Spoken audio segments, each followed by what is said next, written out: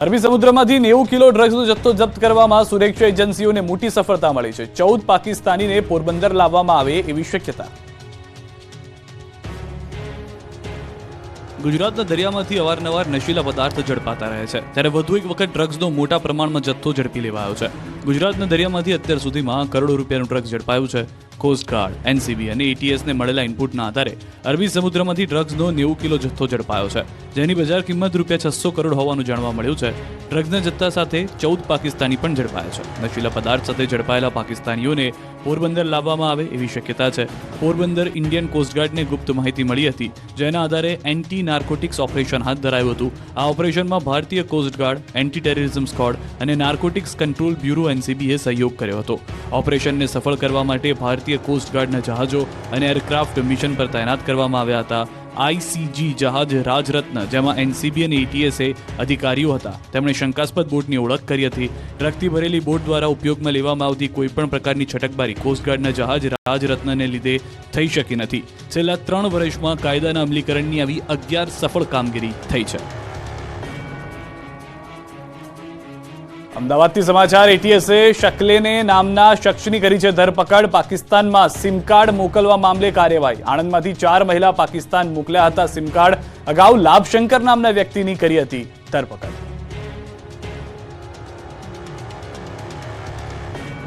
વડોદરાના બાપોદ વિસ્તારમાં પાણીની પારાયણ, લોકોએ ચૂંટણી બહિષ્કારની ચીમકી ઉચ્ચારી। ધૂમધકતા તાપમાં વડોદરાના બાપોદ વિસ્તારના લોકો પાણી માટે પરેશાન છે। બાપોદ વિસ્તારની 12 થી વધુ સોસાયટીના લોકોએ પાણી માટે હલ્લાબોલ કર્યું। પાણી વગર કંટાળેલા સ્થાનિકોએ ચૂંટણી બહિષ્કારની ચીમકી પણ ઉચ્ચારી। રોડ નહીં, પાણી નહીં તો વોટ નહીંના નાગરિકોએ નારા લગાવ્યા। મહત્વનું છે કે આ વિસ્તારમાં એક રસ્તો બની રહ્યો છે, પરંતુ દબાણો તોડ્યા વગર જ 9 મીટરના બદલે 6 મીટરનો રોડ બનાવતા નાગરિકો વિફર્યા। ઓછા પ્રેશરથી પાણી આવતું હોવાથી પણ સ્થાનિકોએ ફરિયાદ કરી। સાનિધ્ય ટાઉનશીપ, કમલા પાર્ક, બનશ્રી, રાજીવનગર, શ્યામલ રેસિડેન્સી સહિતની 12 સોસાયટીના લોકોએ તંત્ર સામે હલ્લાબોલ કરતા પોલીસ દોડતી થઈ। સ્થાનિકોનું કહેવું છે કે આ સમસ્યાને લઈને કોર્પોરેટર ધારાસભ્યોને અનેકવાર રજૂઆત કરી છતાં કોઈ નિરાકરણ નથી આવતું। લોકોએ ત્યાં સુધી કહ્યું કે જો સમસ્યા હલ નહીં થાય તો ચૂંટણીનો બહિષ્કાર કરીશું। જીવના જોખમે સવારી કરતો વિડીયો સામે આવ્યો। ખેડા તારાપુર રોડ પર વાહનો બેફામ। ટ્રાફિક નિયમોનો ઉલાડિયો કરતા દ્રશ્યો ખેડા તારાપુર રોડ પરથી સામે આવ્યા। અહીં એક ઇકો કારમાં ક્ષમતાથી પણ વધુ મુસાફરો બેસાડીને જીવનું જોખમ ઊભું કરવામાં આવ્યું। વાયરલ વિડીયોમાં જોઈ શકાય છે કે ઇકો કારમાં ઠાંસીને મુસાફરોને બેસાડ્યા છે। ઇકો ગાડીમાં 10 થી વધુ પ્રવાસીઓ અને કેરિયર પર સામાનની સાથે 8 થી વધુ પ્રવાસીઓ જોવા મળ્યા। આ દ્રશ્યો જોઈને ટ્રાફિક પોલીસની કામગીરી પર સવાલ ઊભા થઈ રહ્યા છે, કેમ કે રસ્તા પર આવી જોખમી સવારીની ઘટના વારંવાર બને છે, છતાં પોલીસ જાણે કે મૂક પ્રેક્ષક બનીને જોતી રહી હોય એવું લાગે છે। અને આ જોખમી દ્રશ્યો તેની સાબિતી છે। ક્ષમતાથી પણ વધુ લોકોને જીવના જોખમે બેસાડ્યા છે, અને જો કોઈ દુર્ઘટના ઘટે તો જવાબદારી કોણ લેશે તે પણ મોટો સવાલ છે। રાજા મહારાજા ઉપર રાહુલ ગાંધીના વિવાદિત નિવેદન પર રાજનીતિ ગરમાઈ। પીએમ મોદીએ રાહુલ પર આકરા પ્રહાર કર્યા। ત્રીજા તબક્કામાં ગુજરાતની 25 બેઠકો પર ચૂંટણી યોજાવા જઈ રહી છે, ત્યારે પક્ષ વિપક્ષ એકબીજા પર આકરા પ્રહારો કરી રહ્યા છે। હાલ પરસોત્તમ રૂપાલાનો વિવાદ વચ્ચે હવે કોંગ્રેસના દિગ્ગજ નેતા રાહુલ ગાંધીએ પણ રાજા મહારાજાઓને લઈને એક વિવાદિત નિવેદન આપતા રાજકારણ ગરમાઈ ગયું છે। રાહુલના નિવેદન પર પ્રધાનમંત્રી મોદીએ પ્રતિક્રિયા આપતા કહ્યું કે રાજા મહારાજાઓની અપમાન કરવામાં આવ્યું છે। લાગે છે કે રાહુલને રાજા મહારાજાઓના યોગદાન યાદ નથી આવતા। कांग्रेस के शाहजादे ने छत्रपति शिवाजी महाराज, चित्तूर की रानी चिन्नम्मा जैसे महान व्यक्तित्व का अपमान किया है। આ તરફ પ્રદેશ ભાજપ પ્રમુખ પાટીલે પણ રાહુલ ગાંધીના નિવેદનને વખોડ્યું। તેઓએ કહ્યું કે કોંગ્રેસની મથારવટી મેલી છે। રાહુલના રાજા મહારાજાના નિવેદન બાદ પાટીલે કહ્યું કે અનુભવ થયા છે, એટલે રાજા મહારાજાઓ કોંગ્રેસથી દૂર થયા। ચૂંટણી નજીક આવતા જ ભાજપનો પ્રચાર ટોપ ગિયરમાં જોવા મળ્યો। દિગ્ગજો ચૂંટણી મેદાનમાં ઉતર્યા।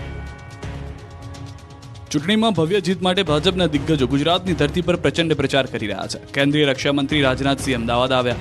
અમદાવાદના વસ્ત્રાલમાં ઉત્તર ભારતીય સંમેલનમાં રાજનાથસિંહે હાજરી આપી। ત્યારબાદ રાજનાથસિંહે ખંભાત વિધાનસભાની પેટા ચૂંટણીમાં ભાજપ ઉમેદવાર માટે સભા સંબોધી। આ તરફ સુરેન્દ્રનગર લોકસભા ક્ષેત્રમાં સમાવેશ થતી બોટાદની રાણપુર વિધાનસભા બેઠક માટે પ્રચાર પૂરજોશમાં છે। કેબિનેટ મંત્રી કુંવરજી બાવળિયાના અધ્યક્ષસ્થાને કોળી સમાજનો સામાજિક સંવાદ કાર્યક્રમ યોજાયો। સુરેન્દ્રનગર લોકસભા બેઠકના ભાજપ ઉમેદવાર ચંદુભાઈ શિહોરાના સમર્થનમાં યોજાયેલા કાર્યક્રમમાં મોટી સંખ્યામાં આગેવાનો ઉપસ્થિત રહ્યા। જૂનાગઢમાં લોકસભા ભાજપના ઉમેદવાર રાજેશ ચુડાસમાએ પદયાત્રા કરી પોતાનો પ્રચાર કર્યો. મધુરમ વિસ્તારથી પદયાત્રા કરી શહેરમાં કર્યો હતો પ્રચાર. રોડ શો દરમિયાન મોટી સંખ્યામાં ભાજપના હોદ્દેદારો ઉમટી પડ્યા તો લોકો 5 લાખથી વધુની લીડથી જૂનાગઢ સીટ પર ભાજપનો વિજય થશે તેવો આશાવાદ રાજેશ ચુડાસમાએ વ્યક્ત કર્યો. ભરૂચમાં જામ્યો ચૂંટણીનો માહોલ. મનસુખ વસાવાના કોંગ્રેસ અને આપ પર પ્રહાર. ચૂંટણી નજીક આવતા જ પાર્ટી આરોપ પર આરોપ અને આક્ષેપ પર આક્ષેપ એકબીજા પર કરી રહી છે. ત્યારે ભરૂચના ખડોલીમાં વિજય સંકલ્પ સભામાં મનસુખ વસાવાએ કોંગ્રેસ અને આપ પર આકરા પ્રહાર કર્યા. કહ્યું ગમે તેટલી તાકાત લગાવશે આપ અને કોંગ્રેસ, પણ જેમ સીઝન આવે તેમ દેડકા ભેગા થશે અને કૂદીને જતા રહેશે. આ ગઠબંધન નથી, ઠગબંધન છે. બધા દેડકાઓ બધા ભેગા થશે, પરંતુ એ બધા દેડકા સમય આવતાની સાથે એ કૂદીને પાછા જતા રહેવાના છે. એટલે ગઠબંધન એ ઠગબંધન જેવું છે. એટલે કોઈ ચિંતા નહીં કરતા. દેશમાં ફરી પણ નરેન્દ્રભાઈ મોદી જ વડાપ્રધાન બનશે. આ સાથે મનસુખ વસાવાએ ચૈતરને લલકાર ફેંક્યો. મનસુખ વસાવાએ લલકાર કરતા કહ્યું કે ચૈતર જીત્યો હતો જે વિધાનસભામાંથી, ત્યાં અમે 60,000ની લીડ લઈશું. આ તરફ કોંગ્રેસના દિગ્ગજોએ પણ જોરદાર પ્રચાર કર્યો તો લલિત વસોયા હીરા ઘસતા જોવા મળ્યા. ગુજરાતની 26માંથી કોંગ્રેસ 10 બેઠકો પર જીત મેળવી શકે છે. પ્રદેશ કોંગ્રેસ પ્રભારી મુકુલ વાસનિકે આશાવાદ વ્યક્ત કર્યો છે. બારડોલી બેઠકના કોંગ્રેસ ઉમેદવાર સિદ્ધાર્થ ચૌધરીના પ્રચાર માટે માંડવી આવેલા વાસનિકે આ વાત કરી. આ પ્રચાર સભામાં કોંગ્રેસ પ્રદેશ પ્રમુખ શક્તિસિંહ ગોહિલ પણ હાજર રહ્યા હતા. સભાને સંબોધતા શક્તિસિંહે ભાજપ પર પણ શાબ્દિક પ્રહારો કર્યા. મતદારોને રીઝવવા ઉમેદવારોએ પ્રચાર પદ્ધતિ બદલી લાગે છે. મતદાતાઓને મનાવવા રાજકીય નેતાઓ અનોખા નુસ્ખા અપનાવી રહ્યા છે. ત્યારે પોરબંદર બેઠકના કોંગ્રેસ ઉમેદવાર લલિત વસોયા હીરા ઘસતા જોવા મળ્યા. જેતપુરના અમરનગરમાં હીરાના કારખાનામાં હીરા ઘસતા નજરે પડ્યા. રત્ન કલાકારો સાથે બેસી લલિત વસોયાએ હીરા ઘસ્યા હતા. ગેનીબેન ઠાકોરનો અલગ અંદાજ જોવા મળ્યો. ગેનીબેન બળદગાડામાં સભા સ્થળે પહોંચ્યા. કોંગ્રેસના ઉમેદવાર પ્રચાર કંઈક અલગ અંદાજમાં કરે છે. મતદારને રીઝવવા ઈડી ચોટીનું જોર લગાવી રહ્યા છે નેતાઓ. પરેશ ધાનાણી હીરા પણ ઘસે, કેરમ પણ રમે અને રાજકોટની નજર પણ ઉતારી દે. તેમનો અંદાજ નિરાલો છે. તો બનાસકાંઠા ઉમેદવાર ગેનીબેન પણ ઓછા ઉતરે તેમ નથી. બોલવામાં તેજાબી ગેનીબેને અલગ અંદાજમાં એન્ટ્રી પાડી. સામાન્ય રીતે નેતાઓ સભા સ્થળે પોતાની કારમાં બેસી જતા હોય છે, પરંતુ ગેનીબેન ઠાકોર પ્રચાર દરમિયાન બળદગાડા પર સવાર થઈને ગયા.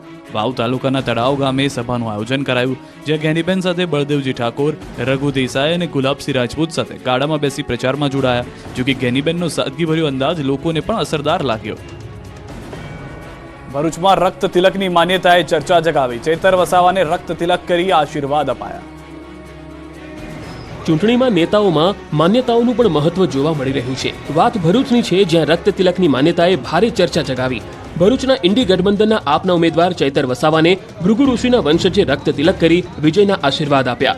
ભાર્ગવ બ્રાહ્મણ હેમલ વીણેએ રક્ત તિલક કર્યું અને જીતના આશીર્વાદ પણ આપ્યા. પરંતુ વાત અહીં જ અટકતી નથી. રક્ત તિલક કરનાર હેમલ વીણેનો દાવો છે કે 35 વર્ષ અગાઉ તેમણે ભાજપના ઉમેદવારને રક્ત તિલક કર્યું હતું અને તે બાદ તે ઉમેદવાર 3 ટર્મ સુધી જીતતા રહ્યા હતા.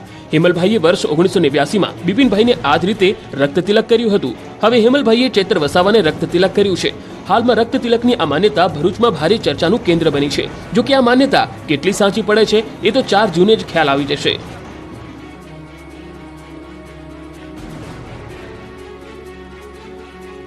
આપ જોડ્યા બાદ અલ્પેશ કથિરિયા અને ધાર્મિક માલવીયા ભાજપમાં ભળી ગયા. સાથે 200 કાર્યકરોએ પણ કેસરિયા કર્યા. આપમાંથી રાજીનામું આપનારા અલ્પેશ કથિરિયા અને ધાર્મિક માલવીયા સહિત 200 આપના કાર્યકર્તાઓ ભાજપમાં જોડાયા. સુરતમાં પ્રદેશ પ્રમુખ પાટીલના હસ્તે તેમણે કેસરિયા કર્યા. આ પ્રસંગે પાટીલે કહ્યું કે અલ્પેશ સાથે ઘણીવાર મળવાનું થયું.